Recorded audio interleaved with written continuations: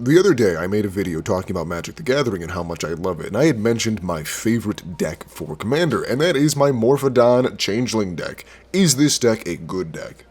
No, but I want to tell you all about it because it's my favorite for a variety of reasons. Now, before you go into this, if you did want to build this deck, there are 1,000 ways to upgrade it. This is just how I like to play. I like very unserious Magic, and I also like to not be the threat until I can go in for the kill, at least on one person. So let me tell you all about it. In case you're unfamiliar, Morphodon the Boundless. He is a beautiful 6/6 creature that costs 7 colorless, and you get to choose a creature type as he enters the battlefield. You probably know this already, but he gets to reduce the chosen creature type by 1 of every color.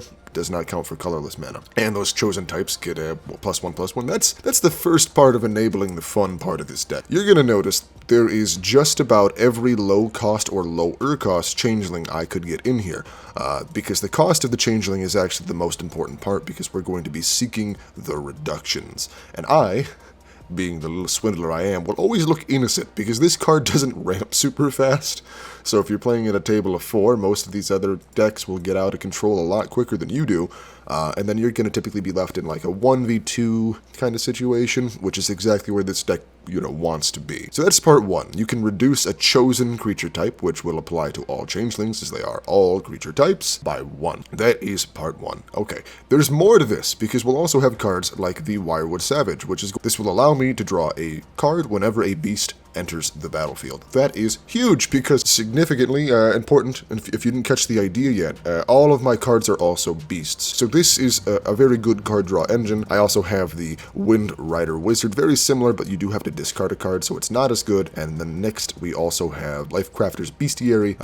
Similar idea, if I cast a creature spell, but I do have to pay the green mana, which isn't as ideal. Earlier it's alright, later on it kinda sucks, but Vanquisher's Banner, that's the big one. That's the whole idea on a stick. Same idea as the elf, but I pick whatever creature type, and we're still gonna draw a card at the end of it. So now we have 2 pieces. We have the reduction by a little bit of colorless mana, which is huge. Then we have the card draw from when I play one of my little guys. Now the thing that really pulls it together is stupid cards like Herald of Slaanesh. God, I love this card in this deck. It's one of the most expensive cards in the entire deck, but it says, demon spells I cast cost 2 less. Importantly, all of my cards are also demons. Obviously not the support cards, just the changeling. And then they also have haste. So, with those 3 things on the board alone, we have the ability to run down a lot of people, assuming we get lucky. But getting lucky is for chumps, which is why we have both Dwarven Recruiter, Goblin Recruiter, and Rocco the Cabaretti Caterer. These cards allow me to find my linchpins to put them on the field quicker in order to start enabling that cool thing. So, the total amount of changelings in here is actually ridiculous. I wonder if I can... No, I can only show the ones that have changeling in their name. But there's quite a few more. There's like 17 separate changelings in here, and that is a big bulk of how the combo works. And now you might be thinking that that's not that impressive, and you're absolutely right, which is why we had to add in finisher cards. And I'm just trying to give you a quick rundown, because this deck is silly. This is not a competitive deck. This is not EDH. This is a solid power 2, but that's my favorite power to build a deck for, because that feels like the most fun Magic to me. So, we have the ability, we have the idea. We have other smaller things like the Unsettled Mariner, which is going to give my guys Ward 1, which, comes in handy. It really does. But then we have the big payoffs, and there's a lot of ways to pay off with this deck. One of my favorite ones is when you're playing into an actual Goblin deck, and you just pull out Kranko Mob Boss, and you're like, well, actually, I too am going to do the giant Goblin thing, and then I'm going to make as many Goblins as I have Changelings, and, Goblins too. I had to be a little bit of a cheeky dick waffle when it came to this one, and include Maskwood Nexus, because Maskwood Nexus reads, creatures you control are every type of creature. This is the same for creature spells that I control, and the creature cards I own that aren't on the battlefield, meaning my deck. So, if I have Maskwood Nexus in play, then I can use Goblin Recruiter or Dwarven Recruiter to find literally any card in my deck, which leads me to a whole bunch of fun shenanigans I can do. Much like the Kranko Mob Boss, I also have Kindred Charge, multiply everything, attack with it super quickly. And then I have Blathlis in this deck for some reason. I flood 17 changelings, I get 17 5/5s. It sounds like a really good time. Does it work? Almost never. When it does work though, it feels really good. You're gonna notice this deck has next to no removal and very few defense mechanisms. That's because I want everyone to say, I'm not the threat. But sometimes you are. Like if you have a captivating vampire down early enough and people don't realize what you're doing as you're attempting to flood the board, you just start taking people's stuff, making them vampires, which is usually irrelevant, but most of my cards can name vampires if needed. And then the the little piece of I'm a bad person that I threw into this deck, which is 100% the Banner of Kinship. As this artifact enters, choose a creature type. This artifact enters with a fellowship counter on it for each creature I control of that type. This is usually going to be in excess of 10 because of how the deck is built. This is the other, more costly card.